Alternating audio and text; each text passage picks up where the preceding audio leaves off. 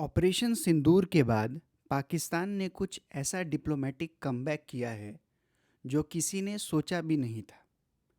जिस मुल्क को दुनिया फेल्ड स्टेट कह के भूल चुकी थी, वो आज फिर से इंटरनेशनल हेडलाइंस में है, और इस बार हीरो बनकर।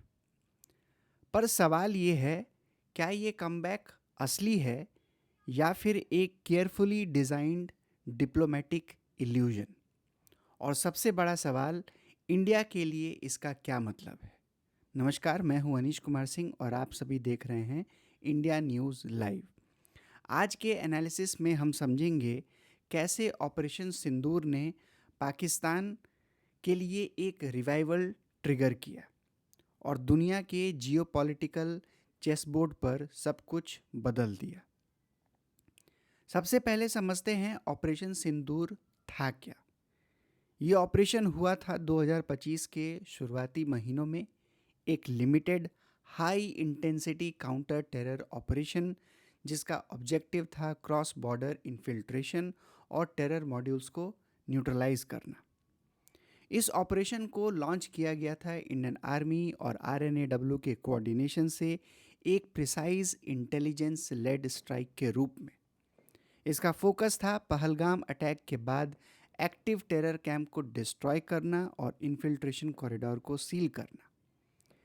मिलिट्रली इंडिया ने अपने ऑब्जेक्टिव्स अचीव किए। टेररिस्ट कैंप न्यूट्रलाइज हुए, इंसर्जेंट्स एलिमिनेट हुए और एलओसी के पार पाकिस्तान के टैक्टिकल पोस्ट को भी हेविली डैमेज किया गया।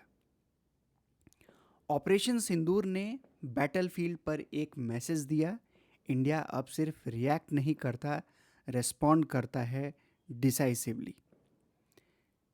लेकिन ऑपरेशन सिंदूर से पहले पाकिस्तान का हाल कुछ और था। इकॉनमी कोलैप्स के कगार पे थी, आईएमएफ के लोन पेंडिंग थे और गल्फ देश जिनके सहारे पाकिस्तान खड़ा रहता था, उन्होंने भी डिस्टेंस बना लिया था। चाइना भी सीपेक को लेकर अनईजी था। बलूचिस्तान के अटैक्स ने बीजिंग को नर्वस कर दिया था और दुनिया के स्टेज पर पाकिस्तान एक इररिलेवेंट प्लेयर बन गया था। इंडिया ने डिप्लोमेटिकली पाकिस्तान को कॉर्नर कर लिया था। यूएन फोरम, एफएटीएफ, G20, हर जगह आइसोलेशन स्ट्रैटेजी चल रही थी। फिर हुआ ऑपरेशन सिंदूर और पिक्चर बदल गया। बैटलफील्ड पर पाकिस्तान को लॉसेस हुए, लेकिन नैरेटिव वॉर में उसको अनएक्सपेक्टेड जीत हासिल हुई। इंडिया का मकसद था पाकिस्तान को टेरर स्पॉन्सरिंग स्टेट के रूप में एक्सपोज करना, लेकिन दुनिया ने रिएक्शन दिया, both side should show restraint, यानी एक डिप्लोमेटिक इक्वलाइजेशन हो गया। Turkey, Azerbaijan, China openly Pakistan के साइड में आए और सबसे बड़ा शॉक तब लगा जब डोनाल्ड ट्रंप ने पाकिस्तान के लिए सॉफ्ट कॉर्नर दिखाया। फील्ड मार्शल आसिम मुनीर को 2 बार वाइट हाउस बुलाया और शहबाज शरीफ ने ट्रंप को नोबेल प्राइज़ पीस के नॉमिनेशन की बात कर दी। यानी बैटलफील्ड इंडिया ने जीता, पर नैरेटिव पाकिस्तान ने लिख लिया। ऑपरेशन सिंदूर के तुरंत बाद एक और साइलेंट वॉर स्टार्ट हो गया, वॉर ऑफ डिप्लोमेट्स, यानी कि राजदूतों का एक युद्ध। इंडिया ने अपने इनवॉइस को यूरोप और गल्फ भेजा पाकिस्तान के टेरर लिंक्स को हाईलाइट करने के लिए, लेकिन पाकिस्तान ने छोटी पर फोकस डिप्लोमेटिक टीम्स भेजी जिनके पास एक नैरेटिव था, हम पीस चाहते हैं और हम पर अटैक हो रहा है। रिजल्ट, आईएमएफ ने इंडिया के ऑब्जेक्शंस इग्नोर कर दिए और पाकिस्तान को बेल आउट मिल गया। वर्ल्ड बैंक ने $40 बिलियन का पैकेज अप्रूव किया। एशियन डेवलपमेंट बैंक एडीबी ने 800 मिलियन का क्रेडिट लाइन दिया और सबसे बड़ा सरप्राइजिंग, पाकिस्तान को यूनाइटेड नेशन सिक्योरिटी काउंसिल का सीट मिल गया। यानी कि जो एक आइसोलेशन का कैंपेन था वो एक ग्लोबल रिहैबिलिटेशन में बन गया, एक रिहैबिलिटेशन में कन्वर्ट हो गया। अरब वर्ल्ड जहां पहले इंडिया के साथ ज़्यादा अलाइन था, उन्होंने भी अपना स्टैंस बदल लिया। कुवैत ने वीज़ा बैन हटा दिया, यूएई ने ओपन एड दिया और सऊदी अरेबिया ने तो सबसे बड़ा कदम उठाया म्यूचुअल डिफेंस पैक्ट साइन करके। पाकिस्तान फिर से मुस्लिम वर्ल्ड का डिफेंस पार्टनर बन गया और चाइना ने अपनी बैकिंग और भी ज़्यादा स्ट्रॉन्ग कर दी। एफएटीएफ ग्रे लिस्ट के रीलिस्टिंग अटेम्प्ट से पाकिस्तान को ब्लॉक कर दिया। रशिया ने advanced jet provide engines provide कर दिए JF-17 के लिए।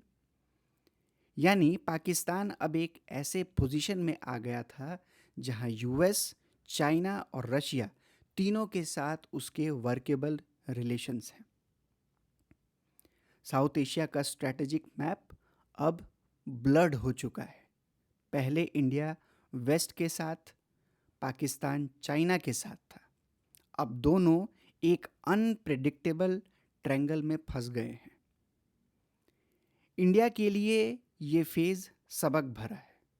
मोदी सरकार ने ग्लोबल गुडविल बिल्ड किया था, पर ऑपरेशन सिंदूर के बाद ये नैरेटिव डिस्पर्स हो गए।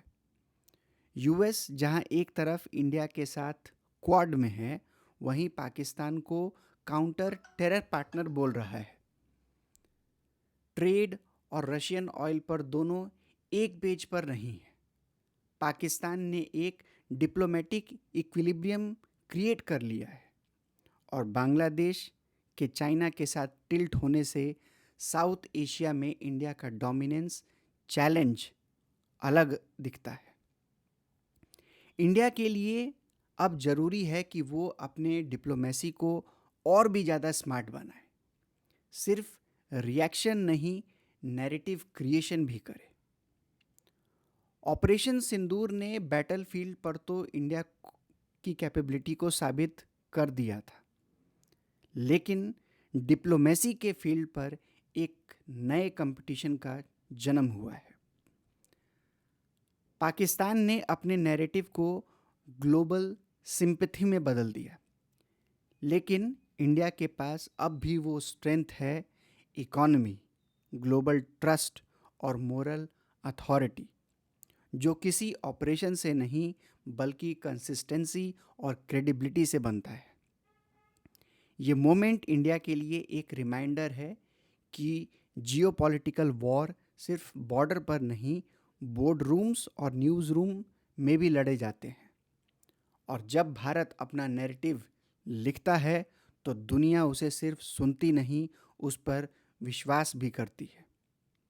मैं आप सभी से जानना चाहता हूँ, क्या आपको लगता है पाकिस्तान सच में वापस आ गया है, या दुनिया फिर से एक बार एक कंट्रोल्ड नैरेटिव का हिस्सा बन चुकी है? कमेंट सेक्शन में बताएं, ऑपरेशन सिंदूर के बाद कौन कहां जीता, भारत बैटलफील्ड पर या पाकिस्तान डिप्लोमेसी में? तो ये था आज का एनालिसिस। अगर आप सभी को ये एनालिसिस पसंद आया हो तो वीडियो को लाइक और शेयर करें और चैनल को सब्सक्राइब करें। मिलते हैं अगले एनालिसिस में। जय हिंद, जय भारत।